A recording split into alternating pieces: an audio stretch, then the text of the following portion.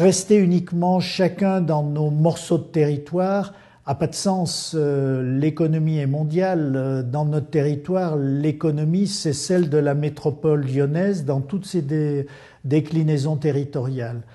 D'où la nécessité d'avoir une analyse, une vision, y compris sur les services, y compris sur l'économie résidentielle, du fonctionnement, des axes de développement, des difficultés que l'on peut connaître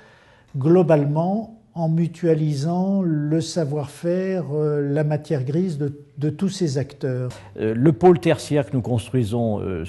autour de la gare TGV de Château-Creux a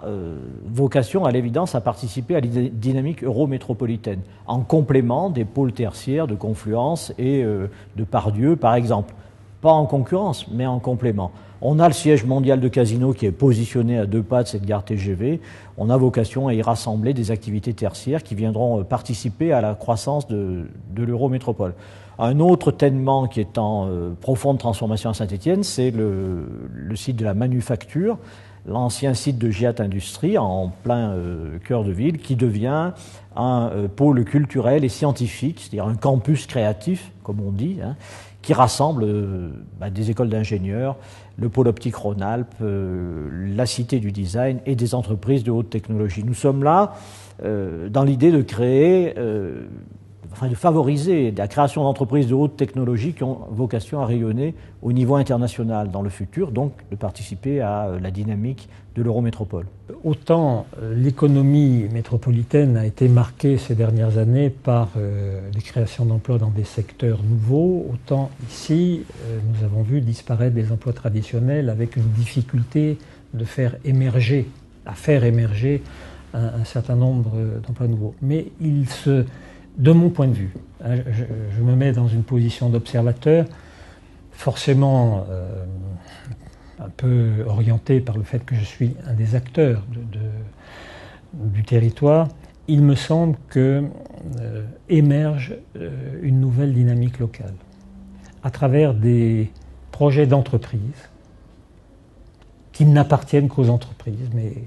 qui contribuent à faire briller un peu quelques clignotants positifs dans l'économie rouennaise, par aussi le travail partenarial qui se fait entre les acteurs institutionnels, ce jeu commun qui peut être plus facile à construire dans un territoire comme le nôtre, qui est bien identifié, où les gens se connaissent, qui associe acteurs économiques, acteurs politiques, représentants de l'État, régions, départements, et qu'un projet comme la déconstruction, dont je vous ai beaucoup parlé, mais j'aurais pu vous parler du numérique aussi, sont des projets qui visent un redéploiement de l'économie locale. Et je crois que c'est ça le fond des choses. Et qu'il faut être perçu dans le cadre de cette métropole en émergence comme un territoire en redéploiement économique qui peut recevoir, bien sûr, mais qui peut aussi apporter. L'observation est à la base de l'action, j'en suis absolument convaincu. La première chose que j'ai faite en arrivant ici,